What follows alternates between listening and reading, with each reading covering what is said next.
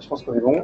Bonjour à tous et merci d'avoir fait le déplacement dans ces conditions. Bonjour à tous et merci d'avoir fait le déplacement dans ces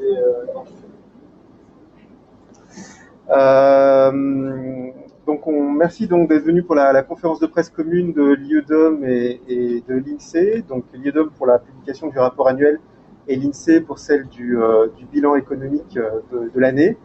Donc il y a effectivement, on est dans des conditions qui sont doublement particulières.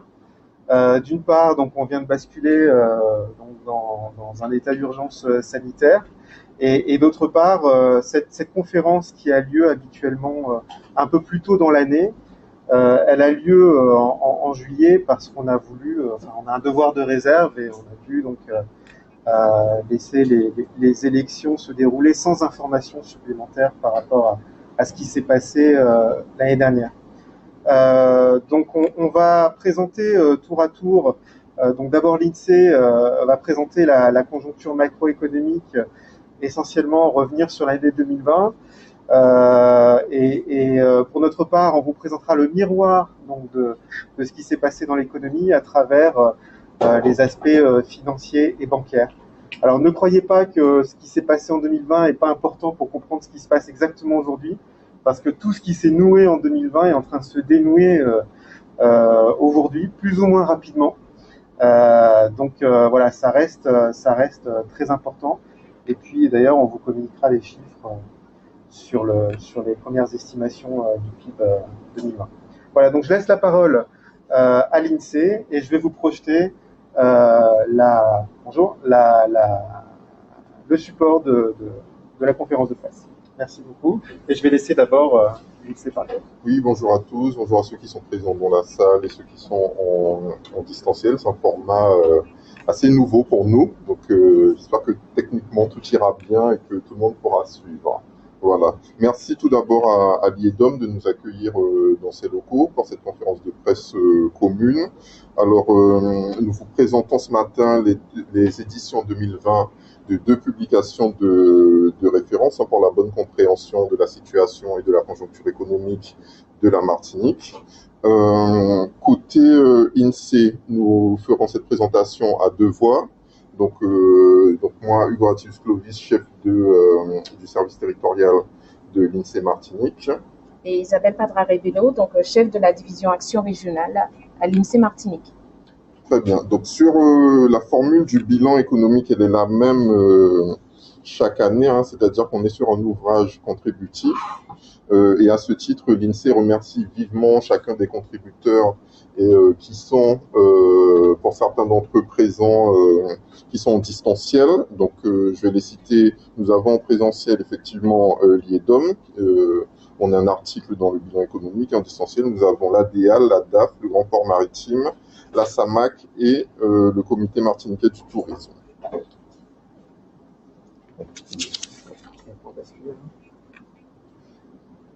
Alors, l'année 2020 est nécessairement une année un petit peu particulière, puisque marquée par la pandémie de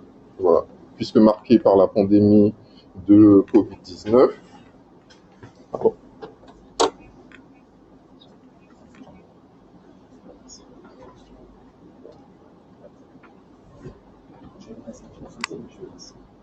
Voilà.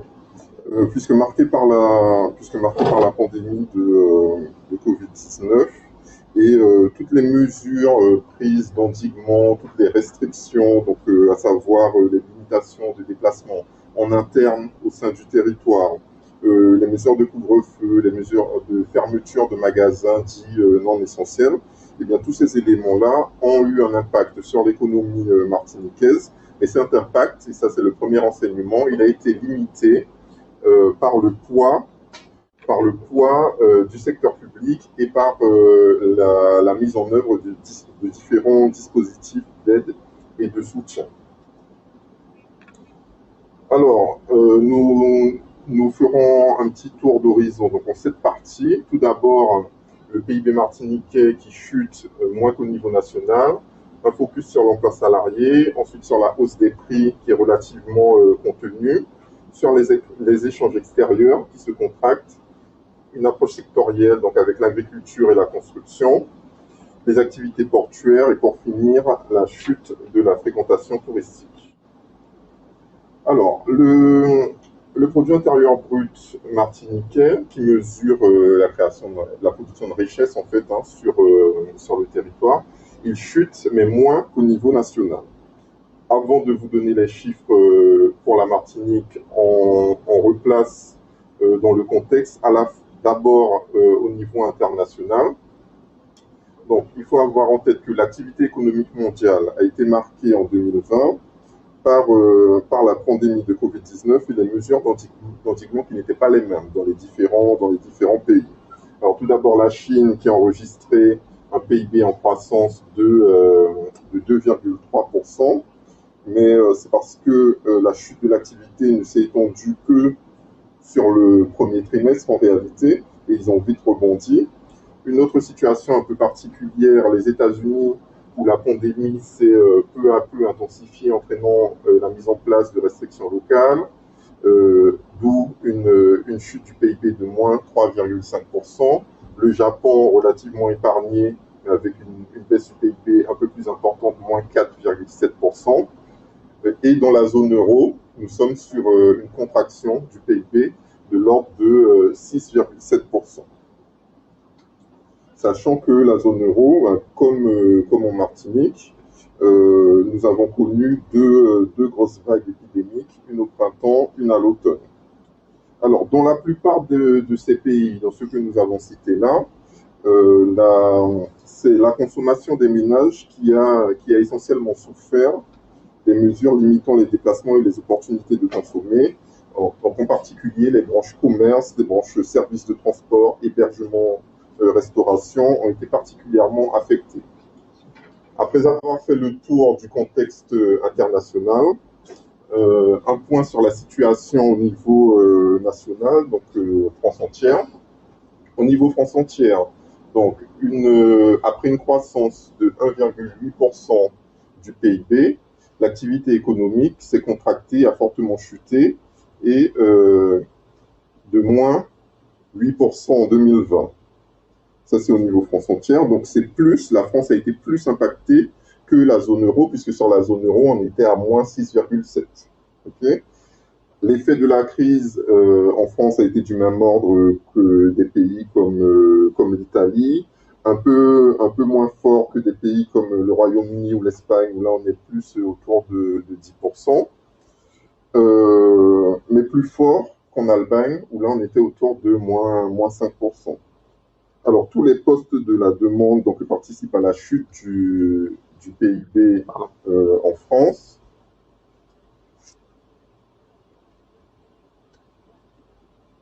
Voilà, donc vous avez les différents postes. Donc là, on retrouve le moins 8% dont je vous parlais tout à l'heure. La consommation des ménages donc, en points contribue en points à hauteur de moins 3,7 points. L'investissement se contracte, en particulier l'investissement des entreprises. On voit aussi que les échanges extérieurs se contractent également. Okay, donc vous avez là le comparatif entre 2019 et 2020. Donc ça, c'est au niveau France entière. Et maintenant, les chiffres que vous attendez, donc au niveau du PIB martiniquais. Donc le PIB martiniquais chute de 3,9%. 3,9% à comparer directement au moins 8% pour le niveau national. Ça veut dire que la chute du PIB martiniquais est 2 fois moins importante qu'au niveau national. Donc ça, c'est le premier enseignement, c'est que l'économie martiniquaise résiste mieux. Alors, pour rappel, au cours des 2 dernières années, la croissance économique, elle était en 2019 de 1,4% et en 2018 de 0,9%. Donc, on est vraiment, compte tenu de la crise économique, sur une chute significative et contraire à ce qu'on avait sur les années récentes. Et certes, le PIB en Martinique, il chute en lien avec le contexte sanitaire, mais il résiste mieux.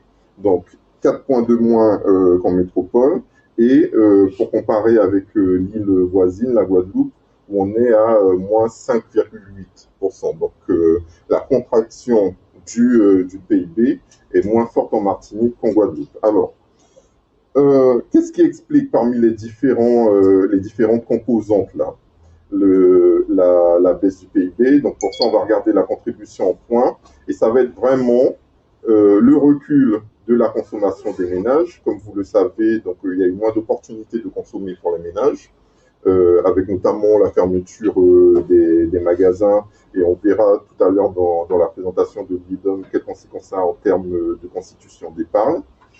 Et également, ici, avec une contribution de moins 3,6, les exportations, le recul des exportations explique aussi en bonne partie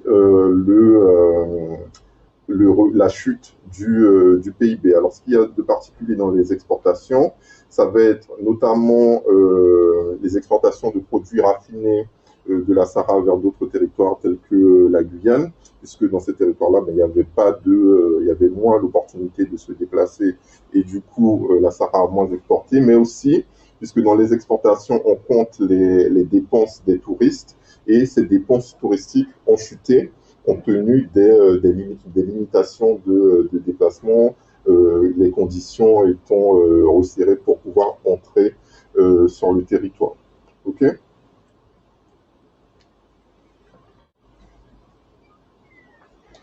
Donc, oui. Je vais faire une petite manipulation pour enlever la vignette. Oui. Je laisse la suite de la présentation à Madame Padra Rebello, et je reprendrai la parole un petit peu plus loin. Merci. Donc, je me représente pour ceux qui viennent d'arriver, ceux qui sont en ligne, qui nous sont connectés entre-temps. Donc, Isabelle Padra Rebello, donc je suis chef de la division Action régionale à l'INSEE. Donc, c'est tout ce qui est études et diffusion à l'INSEE Martinique.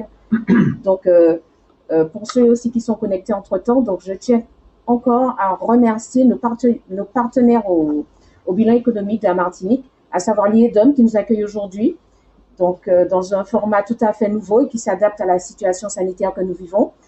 Je remercie l'ADEAL, je remercie la DAF, je remercie le Grand Port de la Martinique, je remercie la SAMAC et le CMT, le Comité martiniquais du tourisme. Donc on enchaîne sur l'emploi salarié. Donc malgré cette crise sanitaire, on a un emploi salarié qui se maintient.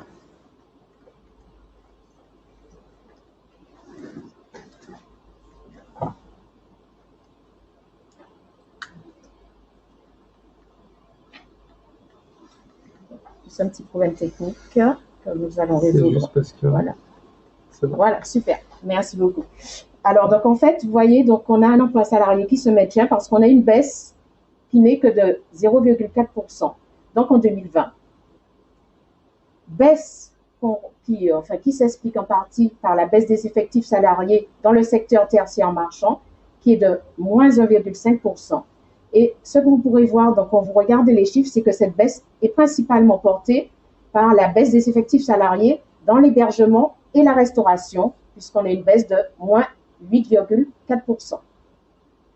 Donc, contrairement au secteur tertiaire marchand, on a une progression des effectifs salariés de 0,7% dans le secteur tertiaire non marchand et principalement portée par toutes les activités autour de la santé. Ce qu'il faut également noter, c'est que sur cette année 2020 également, on a eu un rebond de l'intérim de 7%, donc vous ne l'avez pas sur la diapo, mais un rebond de l'intérim de 7% qui s'explique principalement par les mesures que l'État de soutien à l'emploi mises en place par l'État, notamment les PGE, donc les prêts garantis à l'État, et également le chômage partiel. Donc là, vous avez un petit tableau qui résume donc ce que je vous ai dit, notamment en termes de baisse au niveau du tertiaire marchand et non marchand, et au niveau donc de la construction. Donc on a eu aussi une augmentation donc des effectifs salariés dans la construction, également dans l'industrie, donc légère augmentation, et une baisse des effectifs salariés au sein de l'agriculture. Quant au chômage, on a intitulé cette diapo « Recul en trompe-l'œil du chômage ». Pourquoi? Parce qu'en fait, sur l'année 2020, on constate une baisse de ce taux de chômage de 3 points par rapport à 2019. Donc, un taux de chômage qui passe à 12%. Mais comment on l'explique, ce taux de chômage à 12%? C'est particulièrement dû au fait, aux difficultés, donc aux individus, de rechercher un emploi du fait des confinements. Donc, ces personnes ne sont pas répertoriées. Donc, au sens du BIT, ils ne sont pas répertoriés. Donc, c'est pour cela qu'on constate une baisse de ce taux de chômage. C'est pour ça qu'on l'a intitulé baisse de ce taux de chômage, chômage en trompe-l'œil. Donc, vous pouvez voir également, donc, on a un taux de chômage pour comparer avec les autres départements, Guadeloupe qui est de 17%, en Guyane de 16% et sur la France hors Mayotte, 8%. Donc, il est à noter également que plus de la moitié des demandeurs d'emploi sont inscrits, donc en 2020, depuis plus d'1 an. Alors, en termes de création d'entreprises, légère diminution, donc contrairement à ce qu'on pourrait penser, il y a une légère diminution des créations d'entreprises sur l'année 2020. Une diminution que de 1% par rapport à 2019.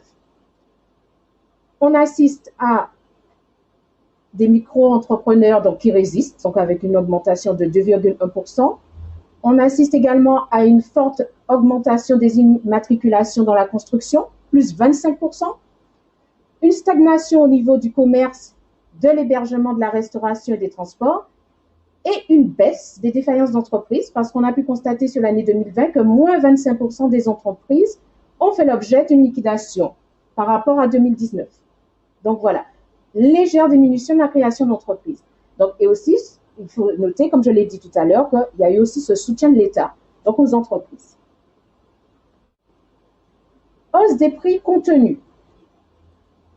Donc, comme vous voyez, on a sur l'année 2020 une hausse des prix de 0,4%. Il est à noter de façon importante que cette crise sanitaire qui nous a marqué, donc qui a été marquée par 2 confinements à la Martinique, a fortement limité la collecte des prix. Donc, nous avons des enquêteurs qui n'ont pas pu se rendre dans les foyers pour collecter les prix donc, sur ces 2 périodes de confinement. Donc, ça a forcément impacté les habitudes. Donc, ces confinements également ont impacté les habitudes de consommation des Martiniquais. Et on a noté également que la consommation des Martiniquais s'est recentrée sur l'alimentation. Donc, vous voyez légère augmentation de 0,4%. Ce qu'il faut noter, c'est que cette augmentation est similaire à celle de la France métropolitaine, qui est de 0,6%. D'accord? Rien d'exceptionnel. Nous avons également donc une hausse de l'alimentation de 0,6% qui est principalement portée par la hausse des prix des produits frais, donc à plus 5,6%. On constate également une augmentation, une hausse modérée des prix des produits manufacturés de 0,9% pour les produits manufacturés et 0,7% pour les services. Les échanges extérieurs martiniquais se concentrent. Évidemment, du fait de cette pandémie, nous avons pu constater une contraction des échanges extérieurs. Donc, une diminution de 5,6% des importations, une chute phénoménale de 22,4% des exportations. Donc, on voit qu'il y a les expéditions de produits pétroliers qui ont chuté de 42% et les exportations de bananes aussi qui ont chuté de 13%. Donc, ça s'explique aussi donc, par rapport à la banane. Donc, la chute des exportations de bananes s'explique par la pandémie, évidemment, mais elle s'explique aussi par l'exceptionnelle sécheresse de 2020. De ce fait, du fait de cette pandémie, de cette crise sanitaire, les échanges se sont plutôt faits avec la France métropolitaine. Donc, la France métropolitaine est devenue le partenaire privilégié de la Martinique en termes d'importation et d'exportation. Les importations ont, elles, augmenté de 6 points pour atteindre 64% et les exportations augmenté de 8 points pour atteindre 53%. Donc, je laisse la parole à M. Raciskovic, chef du service territorial de la Martinique. C'est Marc. Merci Isabelle. Alors, nous abordons une approche un peu plus sectorielle maintenant, donc par secteur d'activité, voir comment les choses se sont déroulées. Donc, d'abord, l'agriculture et la construction. Pour commencer par l'agriculture. Deux choses ont marqué l'année, deux phénomènes ont marqué l'année 2020. D'abord, la pandémie, ça c'est au niveau mondial, mais aussi les conditions climatiques défavorables, donc avec une sécheresse importante au premier semestre. Et en fin d'année, ne pas oublier les pluies diluviennes que nous avons eues. Du coup, sur la production de bananes, si on regarde nos productions phares, la production de bananes a reculé de 14%, en raison en particulier de la sécheresse. A contrario, donc, les livraisons de cannes et la production de cannes ont augmenté.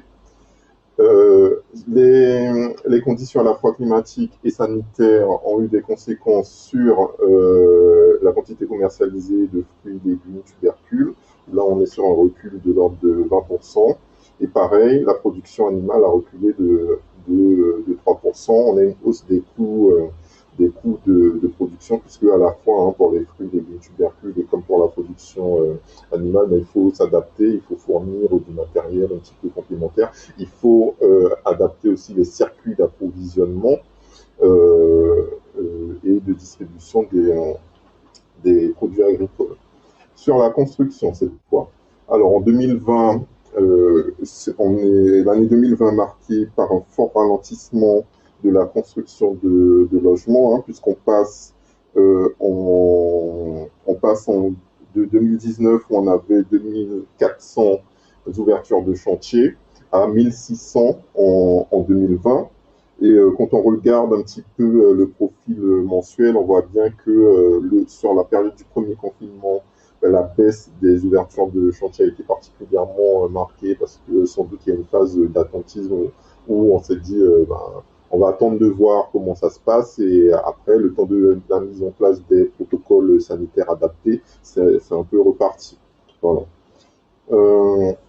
La part des logements collectifs parmi les logements autorisés, cette fois, est de 60%.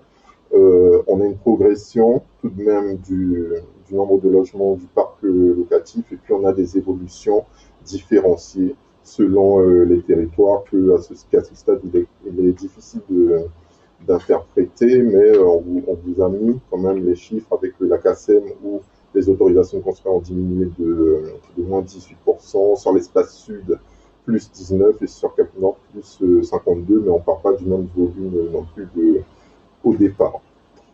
Maintenant, sur les activités portuaires. Sur les activités portuaires, donc ça, ce sont des éléments qui nous sont fournis par le grand port maritime. Ce qu'il faut retenir sur l'activité du port, c'est que le tonnage total de marchandises transbordées par bateau, il a reculé de 16%.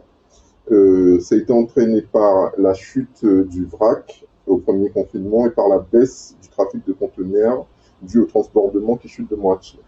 Par ailleurs, on a le secteur de la croisière qui a été sur une période de l'année quasiment à l'arrêt, d'ailleurs la majeure partie de l'année, et on a un recul du nombre de passagers de 40%. Le trafic intérim avec les îles voisines, vous voyez, qui est extrêmement bas, donc 166 000 en 2019 passagers et en 2020 on atteint 48 000. Et de la même façon, le nombre d'escales recule. Après le transport maritime, on voit le transport aérien qui a durement été impacté. Également, on a moitié moins de passagers au total par rapport à l'année précédente. Si on regarde un peu dans le détail, donc le trafic national baisse de moitié et le trafic international est encore plus affecté. Alors c'est vrai que sur le trafic national, on a quand même le principe de continuité territoriale qui joue et donc il y a un minimum quand même d'échanges qui sont assurés. Ce qu'on a moins sur le trafic international. Voilà. Évidemment, en lien avec ces difficultés de transport à la fois maritime et aérien, on a des conséquences sur les touristes, les arrivées de touristes en Martinique. Du coup, la fréquentation touristique, elle, a diminué de 42%, avec 560 000, on va dire, visiteurs. La fréquentation des touristes de séjour se situe sous le seuil de 500 000 visiteurs pour la première fois depuis 2015. C'est une forte baisse. Et l'ensemble des visiteurs a dépensé directement 254 millions d'euros, fait une diminution de près de moitié. Et c'est ce que je vous disais tout à l'heure, les dépenses des touristes rentrent dans les exportations, d'où l'impact sur le PIB en cascade. Voilà. Donc, un peu pour résumer, bon, vous avez effectivement donc une baisse marquée de la production de richesse en Martinique. On est à moins 3,9%, comme je vous le disais tout à l'heure. Cette baisse est contenue. 3,9. 3,9. Oui, moins 3,9. Elle est contenue par rapport à d'autres territoires parce que il y a une structure de l'économie qui est particulière, qui est telle que les services marchands, non marchands, un poids important, donc tout ce qui est services publics, éducation, santé, etc. Et puis, les dispositifs d'aide mis en place. Donc, Nicolas va en parler aussi, en fait que il y a eu un espèce d'effet amortisseur qui a joué pour pas que la situation ne soit pas encore plus grave que ce qu'elle est actuellement. Voilà. Merci Hugues. Oui, et puis on peut même rajouter que dans le cadre du sérum, qui nous a beaucoup occupé au début de l'année 2020, nous avions fait une première estimation de l'impact du confinement sur le PIB total, et nous étions arrivés à un chiffre de moins 3%. Donc le premier confinement en 2020 a contribué à une baisse de moins 3%. Vous voyez qu'on est à peu près à moins 3,9% aujourd'hui. Ça veut dire que l'activité au second semestre a encore enlevé un petit peu de richesse à la Martinique. On peut penser notamment au deuxième confinement, puisque la Martinique, c'est le seul territoire qui a connu, d'outre-mer, qui a connu un deuxième confinement en 2020. D'accord. Là, Hugues vous a brillamment présenté la situation macroéconomique. Moi, je ne veux pas vous assommer de chiffres, mais je vais vous donner l'autre versant de l'histoire d'un point de vue financier, parce que l'histoire macroéconomique, elle a aussi des répercussions financières et inversement. Et en 2020, il y a 3 messages qu'il faut retenir. Le premier message, c'est que structurellement, on a toujours un taux d'accès, en 2020, on a toujours eu un taux d'accès aux services bancaires qui a été égal et grâce au maillage qui n'a pas changé d'une année sur l'autre. Conjoncturellement, il y a 2 messages principaux. Le premier, c'est l'impact donc de la crise sanitaire sur la situation des ménages. Eh bien, il a été tel que les ménages ont cumulé finalement de l'épargne qu'on appelle un petit peu forcée, parce qu'ils n'avaient pas à dépenser cet argent, pas une possibilité de dépenser cet argent, notamment lors du premier confinement. Et le second message, c'est que les entreprises, elles ont eu accès à une activité exceptionnelle du point de vue bancaire en termes d'accès à la trésorerie via effectivement les prêts garantis par l'État. Donc sur le premier message, il n'y a pas eu de changement, de bouleversement, et c'est ce qu'on rappelle dans le rapport annuel. Alors je remercie également tous les contributeurs, toutes les personnes auprès desquelles on collecte toutes ces données, parce que le rapport annuel, c'est 230 pages. On en a rajouté 16 ou 17 cette année pour couvrir la crise. Et ça a été, je remercie l'équipe qui a travaillé dessus, à l'IEDOM, ça a été un gros travail cette année en particulier. Le paysage bancaire, il n'a pas été bouleversé. On a toujours, grosso modo, le même nombre d'acteurs. On a 18 acteurs qui sont installés et qui font à la fois des activités de dépôt pour les banques classiques et des activités de crédit pour les sociétés notamment de financement. Mais vous voyez qu'il est toujours aussi concentré. Les 3 premiers établissements, d'accord, bancaires de l'île, regroupent 58% des dépôts et regroupent 47% des crédits. Donc en gros, vous avez 3 établissements qui représentent plus de 50%, plus de la moitié des dépôts et plus de la moitié des crédits. Bon, environ la moitié des crédits. Vous retrouverez la répartition soit dans le rapport, soit dans le support qu'on vous communiquera. Ce marché, il est donc concentré, mais il permet également à tous les Martiniquais un large accès à tous les services bancaires. Il y a 134 agences sur l'île, Ça fait une agence pour 8 km², alors qu'en France entière, vous avez une agence pour 18 km².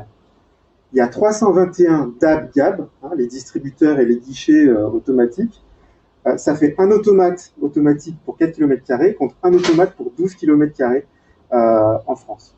Le nombre de comptes bancaires, il n'a pas vraiment changé non plus. On a toujours 1,2 comptes bancaires par habitant pour les comptes courants. Et on a 3 comptes environ, toutes catégories, par habitant martiniquais. Les comptes toutes catégories, c'est évidemment les comptes spécialisés, les livrets A, etc. Et enfin, le nombre de cartes bancaires, vous voyez qu'on est très bien fourni en Martinique, puisqu'on a environ 2 cartes bancaires par habitant, contre 1,2 cartes bancaires en France métropolitaine. Donc, le paysage n'a pas changé en 2020. Ce qui a changé, c'est évidemment la conjoncture et ce qui s'est passé pour les ménages. Comme l'a rappelé Hugues, la baisse du PIB, elle est essentiellement liée à la baisse de la consommation des ménages. Et bien, la baisse de la consommation des ménages, vous pouvez aussi la lire dans les statistiques financières. Là, je vous montre le ralentissement des crédits à la consommation. On était sur une pente de plus 7% par an depuis 2015. Et en 2020, on est tombé à plus 0,9%. Donc il y a un ralentissement énorme de l'activité de crédit à la consommation. Évidemment, parce que les gens ne sont pas sortis pendant le confinement dans leurs agences, qui étaient elles-mêmes en sous-effectif, ne sont pas sortis pour aller contracter des crédits. Et puis la plupart des magasins étaient fermés. Et également, une des activités de crédit qui a été très touchée, c'est le crédit automobile. Donc, moins de crédit à la consommation, mais vous pouvez voir à travers ces statistiques que les montants de paiement par carte bancaire des Martiniquais ont également fortement ralenti. Là, c'est une courbe qui vous montre les montants de paiement par carte bancaire par rapport à l'année dernière. Bon, bah, très clairement, là, il ne se passe rien. Hop, on confine. Donc, les montants deviennent très inférieurs à ce qu'ils étaient l'année précédente. On déconfine, on reconfine en novembre et on déconfine. Donc, vous voyez l'activité sur la consommation par carte bancaire des Martiniquais. Je vous ai montré aussi la circulation des espèces, parce que vous savez qu'à l'IEDOM, on récupère donc les espèces, on les trie et on les remet sur le marché en fonction des espèces qui sont détériorées, qu'on conserve et qu'on détruit, et de la demande des banques en espèces. Bon, vous voyez que pendant le confinement, la circulation monétaire, ce qu'on a émis comme billet, a chuté et elle est remontée, mais elle n'a jamais dépassé 0%, sauf en fin de période et en début de période. Donc, les Martiniquais contractent moins de crédit à la consommation, les Martiniquais dépensent moins par carte bancaire, ils ont moins besoin de liquide, en espèces. La conséquence, c'est que la richesse d'épargne des Martiniquais a augmenté. Donc vous voyez ici la courbe en bleu gras, c'est l'évolution réelle des actifs des ménages, d'accord, l'argent qu'ils ont sur leur compte bancaire. Et la tendance, nous l'avons rajouté en pointillé. Bon, vous voyez que traditionnellement, on a une évolution plutôt modérée de la richesse des ménages, des actifs en tout cas qu'ils ont sur leur compte bancaire. À partir du confinement, on a eu une forte augmentation qu'on a mesurée à 290 millions d'euros et que ce matelas, à fin 2020, il était toujours présent sur les comptes. Donc ça, c'est le prélèvement de croissance dont parlait Hugues, en partie. Ça a contribué à prélever de la croissance parce que les gens n'ont pas dépensé cet argent. Par ailleurs, les indicateurs de vulnérabilité des Martiniquais ont baissé. Le nombre de dossiers de surendettement qui ont été déposés à l'IEDOM ont baissé de plus de 10%, comme vous le voyez. Les incidents de paiement sur chèque, les retraits de cartes bancaires, tous ces indicateurs-là ont fortement baissé, en lien évidemment avec une activité commerciale et de consommation des ménages en retrait. Ce qui est étonnant, il y a une évolution atypique dans ce paysage-là, c'est la bonne tenue du crédit à l'habitat. Donc les Martiniquais ont continué à contracter des crédits à l'habitat, puisque le rythme de progression a été de 5% en 2020. Donc ils ont continué à travers des formules peut-être dématérialisées auprès des banques. Vous savez qu'on peut signer aujourd'hui des contrats de crédit à distance. et des dossiers notariés à distance également. Et ils l'ont fait dans un contexte qui est toujours un contexte baissier sur les taux, puisque les taux des crédits à l'habitat ont encore baissé de 2019 à 2020 à 1,36% en moyenne. Ça, c'est le premier message sur les ménages. Donc, la baisse de la consommation, elle se voit financièrement sur les comptes des agents, dans leurs transactions par chèque, par carte et en espèces. L'histoire pour les entreprises, c'est l'histoire du PGE finalement, puisqu'elles ont eu accès massivement en termes de montant aux prêts garantis par l'État, puisque en 2020, vous voyez les PGE ici en bleu foncé, à partir du mois de mars jusqu'à la fin décembre, les banques ont distribué 760 millions d'euros de PGE, accordés à des taux nuls ou proches de zéro dès la première année. Il y a eu une montée et une mise en place très rapide, une montée en puissance effectivement dans l'été où l'argent a commencé à être décaissé plus ou moins rapidement. Les banques ont doublé ce dispositif, qui est un dispositif appuyé par l'État, initié par l'État et appuyé par l'État, ont doublé ce dispositif de moratoire sur les remboursements des entreprises. Donc les entreprises qui le souhaitaient, et même celles qui n'en avaient pas fait la demande, ont bénéficié de moratoire, donc elles ont arrêté de payer le remboursement. Et donc ça a créé une marge de trésorerie, une facilité de trésorerie de 167 millions sur l'année. Donc vous voyez, c'est presque 900 millions, 1 milliard de facilités de trésorerie qui ont été débloquées pour les entreprises martiniquaises.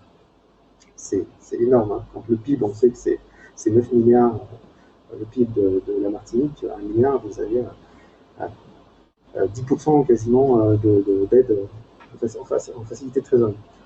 D'ailleurs, la Martinique a été l'une des régions qui, proportionnellement à sa place dans l'économie de la France entière, a le plus bénéficié des PGE.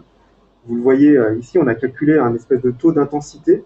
En gros, c'est un ratio dans lequel, au numérateur, vous avez la part de chaque région dans le total des PGE, et au dénominateur, vous avez la part de cette région dans le PIB ou dans la valeur ajoutée. Ben, vous voyez que ce taux d'intensité, la Martinique, elle se trouve en 4e position. Il est de 140%, c'est-à-dire qu'elle a reçu plus de PGE que en proportion de sa taille dans l'économie nationale. Et d'ailleurs, ce n'est pas un hasard si les 4 premières régions sont soit iliennes, soit des régions d'outre-mer. Vous avez Saint-Barthélemy, la Corse, la Polynésie et la Martinique. Ce recours massif au PGE, il a bénéficié essentiellement au secteur du commerce et réparation automobile, qui ont été très impactés par la crise. Il a essentiellement bénéficié aux TPE et aux PME, aux TPE à 48%, aux très petites entreprises, et aux PME à 27%. Et c'est lié de manière structurelle à la constitution du tissu entrepreneurial martiniquais. En conséquence, l'histoire pour les entreprises, c'est une évolution des crédits qui a été très forte, les crédits à la trésorerie, puisque les crédits d'exploitation dont font partie les PGE ont augmenté de plus 140%. Et par ailleurs, les entreprises martiniquaises ont maintenu leur volonté d'investir en 2020 en tout cas, puisque la dynamique des crédits d'investissement n'a pas ralenti. Elle est identique à l'année dernière, avec plus 7%.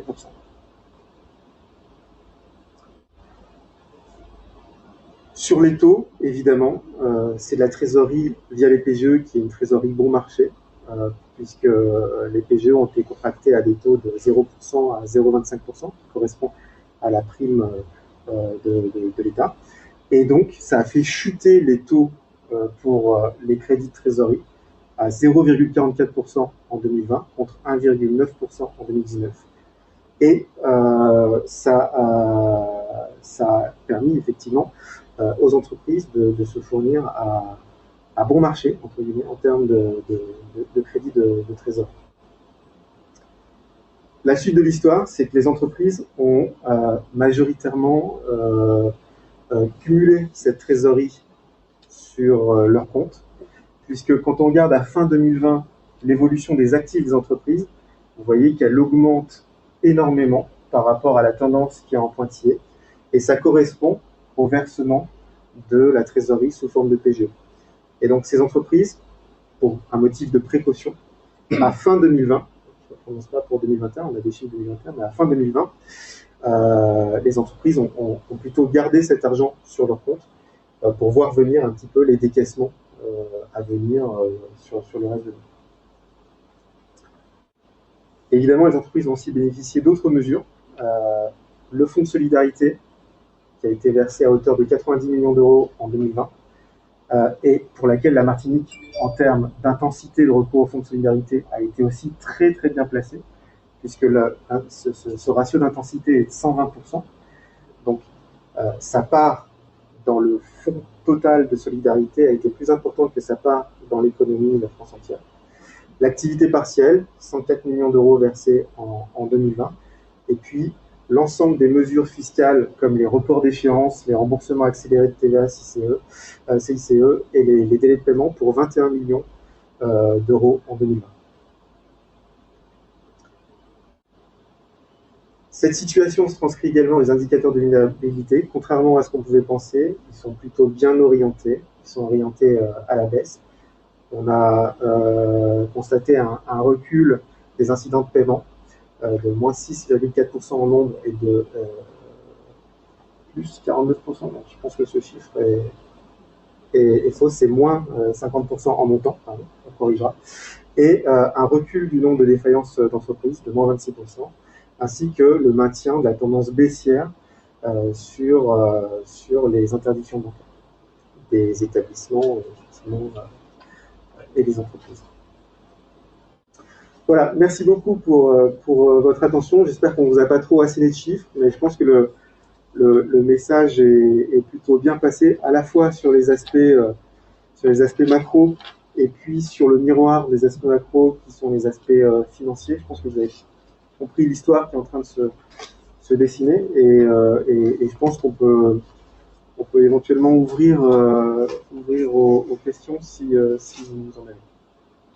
Je voudrais savoir juste, est-ce que le PIB de Martinique risque d'évoluer? Il est 2 fois moins important, il a reculé 2 fois moins que celui de l'Hexagone, c'est ça? Il y a des projections? Non, à ce stade, on ne fait pas de projection. On est déjà très content d'avoir les chiffres de 2020 à vous annoncer aujourd'hui. C'était pas gagné.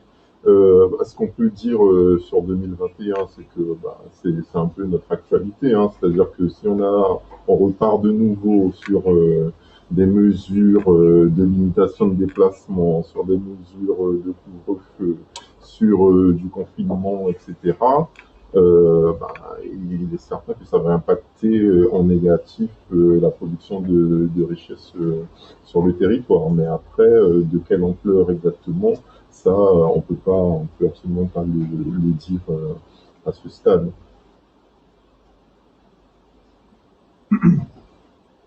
J'ai noté, avec beaucoup d'intérêt, votre analyse sur la dynamique économique de la Martinique, non seulement par rapport à la France, mais par rapport aussi à la Guadeloupe. Donc vous savez que vous suivez le débat politique. Vous savez que certains pratiquent ce qu'on appelle, ce que moi j'appelle l'auto-dénigrement. Il est de bon ton de dire que nous sommes moins bons partout. Et depuis 2 ans, 3 ans, aussi bien l'INSEE que l'IEDOM produisent des données qui montrent qu'il y a une forte résilience de l'économie martiniquaise en matière de PIB, en matière d'emploi. Ma question est la suivante. Vous avez cité avec raison les mesures de soutien à l'économie du gouvernement. Et vous n'avez pas cité les mesures prises par la collectivité territoriale de Martinique. Or, notamment en ce qui concerne le fonds de solidarité et aussi le prêt territorial, il y a eu une forte implication dans ces chiffres. Il y a une forte implication de la collectivité territoriale dans le soutien aux entreprises, me semble-t-il, qu'il conviendrait de citer.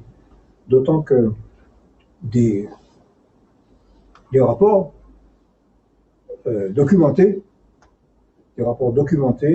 ont été produits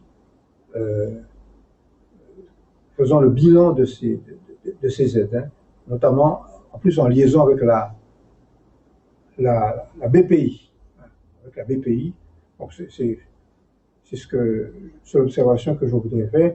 Vous avez cité le fonds de solidarité, il a été abondé par la CDM.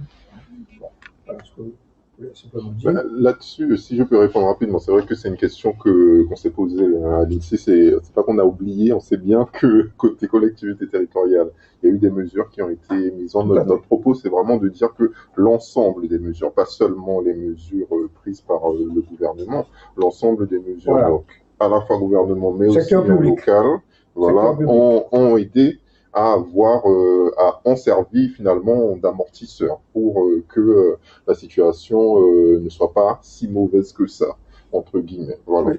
Bon, ça, c'est l'écart qu'il y a entre les données objectives, telles que vous les constatez, et puis le ressenti. Hein? Bon, par exemple, on voit bien qu'il y a un décalage. Souvent, je renote ça dans les notes de l'IEDOM, il y a un décalage entre les données statistiques et puis l'indice du climat des affaires. Bon, mais ça c'est... Non, alors j'ai produit un papier de recherche qui a été publié et qui montre que il y a une causalité forte entre l'ICA, l'indice du climat des affaires, comme vous dites, et puis le PIB. Et d'ailleurs, quand on révise le PIB suit au fur et à mesure des révisions, parce que vous savez que le PIB, il est révisé une première fois l'année suivante, et puis ensuite une deuxième fois quand il rentre dans les comptes définitifs. Au fur et à mesure, ça se rapproche du climat des affaires. Donc de ce point de vue-là, je suis pas inquiet. L'analyse qu'on fait à travers l'ICA, on est toujours très prudent parce qu'on sait ce sont des données qui sont issues d'enquêtes et pas des données qui sont qu'on appelle hard. On est toujours très prudent et jusqu'à aujourd'hui, on n'a jamais fait d'erreur de diagnostic flagrante. Sur les aides dont vous parlez, évidemment, on n'est pas là pour dire il y a l'État, il y a le département, il y a la région, ou la collectivité, les mairies, tout le monde a œuvré dans le même sens. Après, c'est une question de grandeur, quoi. Je crois que l'argent, le plan de la collectivité a déboursé, je crois, 40 millions d'euros dans le cadre de l'ensemble de ces enveloppes en 2020. L'État, il a mis en jeu 1 milliard et quelques. Donc, il y a une question d'échelle. Je dis pas que c'était inutile, loin de là. Au contraire, je pense que toutes les aides à tout niveau ne ciblent pas d'ailleurs tout à fait toutes les mêmes populations. Il y a des entreprises qui ont été un peu laissées pour compte par le programme du PGE parce que elles étaient peu structurées, elles avaient peu de documents financiers, etc. Ces entreprises ont pu se retourner vers d'autres acteurs, dont la CTM, et c'est très bien. Après, il y a une question de, voilà, dans les présentations, on vous présente le chiffre en agrégé des autorités publiques, et puis, voilà, c'est une question d'ordre de grandeur. Chacun fait en fonction de ses moyens, quoi, grosso modo. C'est bien naturel. On suit les débats dans le cadre de l'accord territorial de relance. On sait que vous êtes là, que la collectivité et l'État sont la main dans ce cadre-là. Donc, à partir de nous, on observe, voilà. On observe et comme le disait Nicolas, il n'a pas prononcé le mot, mais évidemment que nous sommes dans la neutralité et du coup, on va pas dire. Mais tout le monde a œuvré, je crois, dans le même sens, et c'est ce qui a fait, à notre sens, que la Martinique a été quand même moins impactée que la France hexagonale, par exemple. Les ressorts ont été en quelque sorte, la Martinique a un peu tirer des avantages de ces inconvénients structurels. Hein. Elle est un peu isolée dans le commerce international, etc. Là, finalement, ça a été pour elle, il y a une taille du secteur public qui est importante. Bon, là, pour elle, ça a été un avantage en 2020. J'avais une question je me demandais sur les créations d'entreprises. Alors, je ne sais pas si j'ai bien noté, mais il me semblait que la construction était dynamique. C'est ça? Et ça me paraissait un peu, étant donné que les chantiers étaient à l'arrêt, comment ça s'explique en fait? Qu'est-ce qu'elles ont fait, ces entreprises? Moi, j'ai une tentative, mais vas-y. Non, moi j'ai pas vraiment de tentative. Enfin après, il faut garder en tête que il y a dans les données de la construction, bon les collègues sont peut-être connectés, on fait la différence entre ce qui est autorisé et ce qui est réellement commencé. Donc il peut y avoir des appels à projets, etc. Donc du coup il y a des gens qui peut-être étaient un petit peu en gestation à un moment donné et se sont dit bon bah tiens je vais créer, et qu'on constate pas direct dans les ouvertures de chantier. Ça peut se faire plus tard, ça peut être étalé dans le temps. Voilà. Donc moi c'est plutôt ça, et quand on regarde finalement, et là c'est pour aller un petit peu dans le prolongement, on voit que sur le premier trimestre 2021, ça repart à la hausse les ouvertures de chantier. Tout à fait, je suis entièrement d'accord, et je rajouterais que l'indicateur dont vous parlez en particulier, les créations d'entreprises, c'est un indicateur qu'il faut prendre avec beaucoup de pincettes parce que il est assez volatile, et c'est pas parce que les créations d'entreprises augmentent que forcément vous êtes dans un moment coïncident d'augmentation de l'activité. Ça peut aussi vouloir dire que quelqu'un a perdu son emploi salarié, donc il crée une entreprise. Oui. Ouais, donc voilà, c'est un indicateur très délicat à interpréter. En tout cas, en tant qu'économiste, vraiment, je fais attention avec cet indicateur-là. Ouais. Mais c'est vrai que là, sur la période, alors sur l'année, on n'a pas précisé, on n'est pas rentré dans ce niveau de détail-là. Les créations d'entreprises sont légèrement à la baisse en Martinique, alors que c'est pas le cas soit au niveau national, soit au niveau Guadeloupe. On est plutôt sur une tendance haussière, et que là on atteint vraiment des records de création d'entreprises entre le quatrième trimestre 2020 et le premier trimestre 2021. Donc nous, les retours qu'on a notamment des chambres consulaires, c'est vraiment ce que disait Nicolas tout à l'heure, c'est des personnes qui soit réellement ont perdu leur emploi ou ont fait le choix, à un moment donné, ils se sont dit compte tenu de la situation économique, c'est sans doute le moment pour que je me lance maintenant. Et du coup, ils ont créé leur entreprise, ils ont lancé leur projet. Tout à fait, ouais. Je suis arrivée un petit peu plus tard, donc peut-être que j'ai loupé ça, mais est-ce que vous abordez le niveau de la culture qui est très lié au secteur touristique ici en Martinique, qui forcément a un impact sur la situation globale de l'île? Alors, on n'a pas abordé spécifiquement, c'est vrai. Ça va voir si de nos contributeurs, c'est peut-être quelque chose à voir pour la suite. Alors, peut-être important, parce que nous avons, alors, il y a plusieurs temps de communication de notre côté.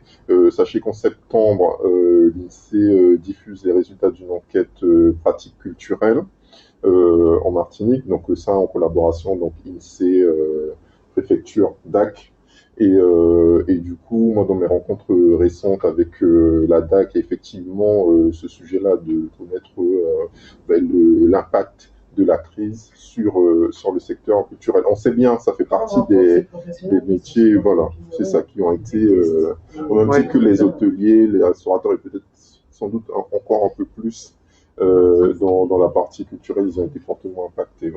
Ouais, tout à fait. C'est vrai que nous, on va pas à ce niveau de finesse dans l'analyse des activités sectorielles.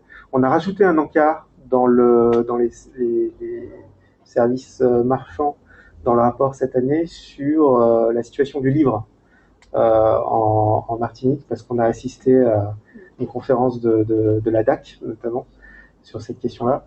Après, on sait que c'est un secteur qui est en souffrance, hein, notamment le spectacle vivant, plus que d'ailleurs le secteur librairie.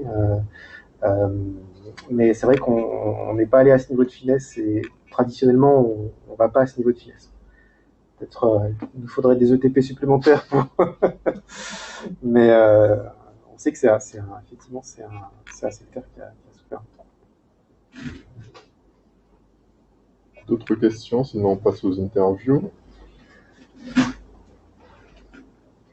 Oui, j'avais une question sur finalement pourquoi la concentration de PGE, elle est exceptionnelle et j'ai pas compris en fait pourquoi Saint-Barth était devant, il y avait la Corse et puis je sais plus, enfin pourquoi en fait. Comment ça s'explique? L'idée, c'est que le dispositif PGE, il était ouvert à toutes les entreprises au niveau national qui pouvaient apporter de la documentation financière suffisante pour pouvoir montrer ou prouver le préjudice. Donc ça, c'est le cadre. Après, les régions qui ont beaucoup souffert de ces et qui ont de fait du manque, si vous voulez, du manque à gagner et qui ont de fait beaucoup sollicité les PGE, sont des régions qui sont exposées au tourisme. Et Saint-Barth, la Corse, la Polynésie et la Martinique sont des régions qui sont très exposées au tourisme. Et c'est pas parce que dans le secteur tourisme, la part, elle est finalement pas si énorme que ça. Vous voyez, dans le camembert sectoriel que j'ai montré, la part tourisme, elle est pas si énorme que ça. Mais en fait, le tourisme, ça s'étend sur la partie commerciale. Parce que quand un touriste, il vient en Martinique, il va faire ses courses dans les commerces, il achète 10 bouteilles de rhum, il met ça dans la valise, et puis